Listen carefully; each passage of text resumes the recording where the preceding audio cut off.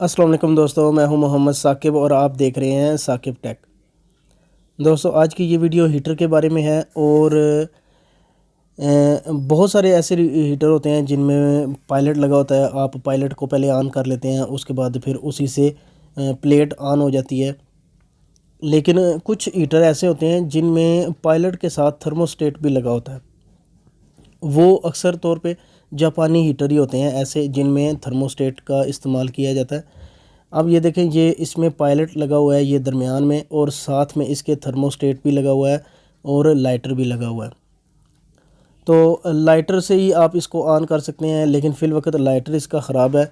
तो अभी लाइटर के ऊपर कोई बात नहीं हो रही, सिर्फ अभी इसके थर्मोस्टेट के बारे में मैं आपको बताऊंगा कि बिल्कुल जब आप इसकी नाब को दबा के रखते हैं इसको पायलट को ऑन करने के लिए, और नाब को जैसे छोड़ते हैं तो ये फिर से ऑफ़ हो जाता है। इसे ऑफ़ नहीं होना चाहिए। बिल्कुल इसी तरह जैसे आप बॉयलर गीज़र के ऊपर जो थर्मोस्टेट लगा होता है, सेम उसी तरह आप इसके पायलट को ऑन करते हैं और नाब को दबाए रखते हैं। जैसे ही 10 सेकंड के बाद आप नाब को छोड़ते हैं, पायलट आपका चलता रहता है। फिर आप उससे बर्नर को भी ऑन कर लेते हैं। सेम यही प्रोसीजर है इसमें भी कि आप नाब को दबाए रखते हैं और पायलट ऑन करते हैं। लेकिन अभी इसमें इशू ये बना हुआ है कि जैसे ही इसको छोड़ते हैं, चाहे 10 सेकंड तक इसको दबाए रखें, जैसे ही नाब को छोड़ते हैं साथ ही पायलट जो है वो ऑफ़ हो जाता है। बिल्कुल सेम गीज़र के अंदर भी अक्सर इसी तरह का प्रॉब्लम जो है वो आ जाता है।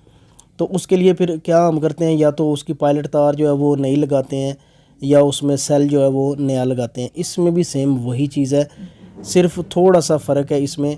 अभी मैं ये आपको खोल के दिखाऊंगा। अगर आपके पास भी सेम इस तरह का हीटर है या इससे मिलता जुलता है, उसमें पायलट के साथ थर्मोस्टेट भी लगा हुआ है, तो आप बिल्कुल इसी तरीके से उसको सेट करेंगे।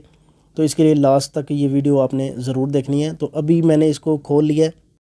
तो अगर आपके पास भी सेम इसी तरह का नज़र आने वाला हीटर होगा तो फिर तो सेम यही इसी तरीके से आप उसको खोल लेंगे। बिल्कुल इसके नीचे से 3 पेच लगे हुए थे इसको जो मैंने खोले हैं, और उनको खोलने से ये प्लेट जो है वो इस तरीके से उतर गई है। लेकिन अगर आपके पास इससे थोड़ा सा मुख्तलिफ है, फिर भी आपने उसको खोलना है किसी भी तरीके से। उसका बस जो अंदर वाला सिस्टम होगा, नाब जहाँ पे जो नाब लगी हुई है उस नाब के बिल्कुल अंदर वाला जो हिस्सा होगा वो आपने सामने लेके आना है, उसी से आप इसको सेट करेंगे। तो अभी ये मैंने इसको खोल के तो बिल्कुल अपनी तरफ से मैंने पूरी कोशिश की है कि बिल्कुल तेज़ लाइट में मैंने इसको रखूं, और आपको बता दूं कि यहाँ से आपने खोलना है। तो अभी मैं आपको बता भी दूंगा इशारा करके कि ये इस हिस्से को आपने खोलना है, बिल्कुल जिसके पीछे एक वायर सी लगी होगी। सेम इसी तरह जो गीज़र का जो थर्मोस्टेट होता है उसमें भी इसी तरह जो पायलट की तार होती है वो इसी तरह नीचे सेल के साथ जाके लगी होती है। बिल्कुल ये भी इसी तरह बना होता है। बिल्कुल नाब के अंदर वाला जो हिस्सा है इसको आपने ऐसे खोलना है। इसको मेरे पास अभी जो है इसको ये 13 नंबर की जो है वो लग रही है। 13 नंबर की जो चाबी है उससे ये खुल रहा है। तो इसको आपने ऐसे खोलना है। खोल के बिल्कुल वैसे ये बहुत मुश्किल है क्योंकि इसके जो खोलने के लिए जगह बहुत तंग सी है। फिर भी ये इसको मैं खोल के तो आपको दिखा दूंगा।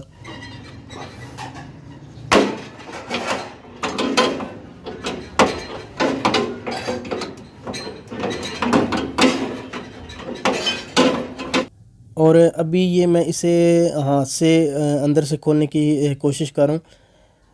काफ़ी मुश्किल है क्योंकि बहुत तंग सी जगह है, यहाँ से खोलना काफ़ी मुश्किल है। लेकिन फिर भी यहाँ से ऐसे हाथ से खोलना ये काफ़ी जल्दी से ये खुल रहा है अंदर से।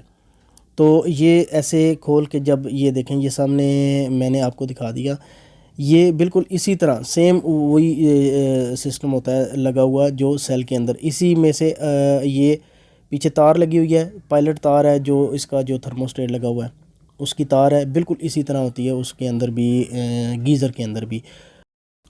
तो अभी इसके अंदर से भी वो सेल निकलेगा, वो भी मैं आपको दिखाता हूँ। ये सेल भी सेम जो बॉयलर गीज़र होता है उसके अंदर जिस तरह सेल लगा होता है ये भी सेम उसी तरह का सेल है, सिर्फ ये है कि साइज़ में ये छोटा है। तो जब हीटर में ये इस तरह का प्रॉब्लम बनता है कि पायलट जो है वो बार बार ऑफ़ हो जाता है, आप चाहे 10 सेकंड नाब को दबाई रखें, जैसे ही छोड़ें तो पायलट फिर से ऑफ हो जाए। तो इसमें इशू ये है कि ये सेल जो है ये ख़राब हो जाता है, ये आपस में फिर चिपकता नहीं है। जब आप नाब को दबाई रखते हैं जो और पायलट को ऑन करते हैं माचिस की तीली लगा के, तो चाहे आप 10 सेकंड उसको दबाए रखें, ये आपस में चिपकता नहीं है और साथ ही वापस आ जाता है और गैस के रास्ते को फिर से बंद कर देता है, जिसकी वजह से पायलट का ये इशू आपके हीटर में आता है। तो जब गीज़र में ये प्रॉब्लम आता है तो गीज़र का तो सिंपल हम ये करते हैं कि ये सेल नया लगा देते हैं। लेकिन ये इस तरह के जो सेल हैं, ये छोटे साइज़ के सेल है जो हीटर में इस्तेमाल हो रहे होते हैं, ये मार्केट से नहीं मिलते। ये इसलिए क्योंकि ये जापानी हीटर होते हैं और वैसे भी ये छोटे साइज़ में सेल ये कहीं से इधर से नहीं मिलता। तो इसलिए ये इसका यही हल करना होता है कि इसमें से या तो स्प्रिंग निकाल देना होता है और या फिर ये इस प्लास्टिक वाले हिस्से को उतारना पड़ता है। तो अब इसीलिए मैं भी इसका यही हल करूँगा कि इसका ये प्लास्टिक वाला हिस्सा है, ये स्प्रिंग समेत ये बीच में से उतार दूँगा और सिर्फ दूसरा हिस्सा जो है वो उसी तरह उसके अंदर रख के, तो ऊपर जो पायलट तार वाला जो दूसरा हिस्सा था वो उसके ऊपर मैं लगा दूँगा। लेकिन ये जब आप करेंगे, ये वाला हिस्सा जब उतारेंगे, तो फिर आपने जो नीचे चूड़ी होगी उसके ऊपर टेफलॉन टेप लाजमी लगानी है और इसी तरह जो पीछे जो पायलट की तार है उसको भी इसी तरह आपने टेफलॉन टेप जो है वो ज़रूर लगानी है। ये देखें बिल्कुल इसी तरह ये वाला हिस्सा मैं अभी आपको दिखा भी दिया कि ये इस तरह इसके अंदर ऐसे रखना है आपने और वापस उसके ऊपर लगा देना है। और बिल्कुल इसी तरह इसके नीचे ये इसके अंदर जो चूड़ी है ये जिसके ऊपर जाके लगेगी उसके ऊपर आपने टेफलॉन टेप लगानी है। और जो पायलट की तार है ये मैंने इशारा करके वो बता भी दिया, यहाँ पे आपने टेफलॉन टेप लगानी है जब आपने इसका इस तरह हल निकालना है। तो अभी ये मैंने थोड़ा इसको और क्लियर किया ताकि आपको ये नज़र आए कि ये हिस्सा जो है वो पीछे वाला दोबारा यहाँ पे लगाना है और बिल्कुल इसके पीछे पायलट तार जो है वो भी बिल्कुल उसी तरह वापस लगा देनी है, लेकिन उसके ऊपर आपने टेफलॉन टेप भी लाजमी लगानी है। और बिल्कुल इसी से मिलता जुलता एक इशू था, कुछ टाइम पहले मैंने एक चूल्हे के बारे में भी वीडियो अपलोड की थी, वो भी इसी तरह सेम थर्मोस्टेट वाला चूल्हा था, उसमें भी इसी तरह सेल लगा होता है उसके अंदर, तो बाज़-औक़ात वो सेल ख़राब हो जाता है। तो उसमें भी सेम यही तरीक़ाकार मैंने बताया था कि जब आपका थर्मोस्टेट वाला चूल्हा जब ख़राब हो जाए तो उसको भी इसी तरह आप खोल के उसका जो सेल है उसका या स्प्रिंग निकाल देते हैं या उसका ये प्लास्टिक वाला हिस्सा जो है वो अंदर से रिमूव कर देते हैं। तो अभी लास्ट में बस आप इसको टाइट कर दें दोनों चीज़ों को, पीछे इस हिस्से को, उसके पीछे तार वाले हिस्से को भी, दोनों को वापस टाइट कर दें। और अब जब इसको जब आप ऑन करेंगे तो आप सिर्फ नाब को घुमाएंगे और वहाँ पे माचिस की तीली से उसको ऑन कर लेंगे, आपको अब दबाए रखने की ज़रूरत ही नहीं पड़ेगी। तो दोस्तों आज के लिए इतना ही। वीडियो पसंद आई हो तो लाइक और शेयर ज़रूर कीजिएगा। इंशाल्लाह आपसे मिलूँगा नेक्स्ट वीडियो में किसी और गैस अप्लायंसेस की किसी और इशू के साथ। तब तक के लिए अपना ख्याल रखिएगा। अल्लाह हाफिज़। पसंद आया लाइक करो, पसंद नहीं आया तो टेस्ट चेंज करो। Love you.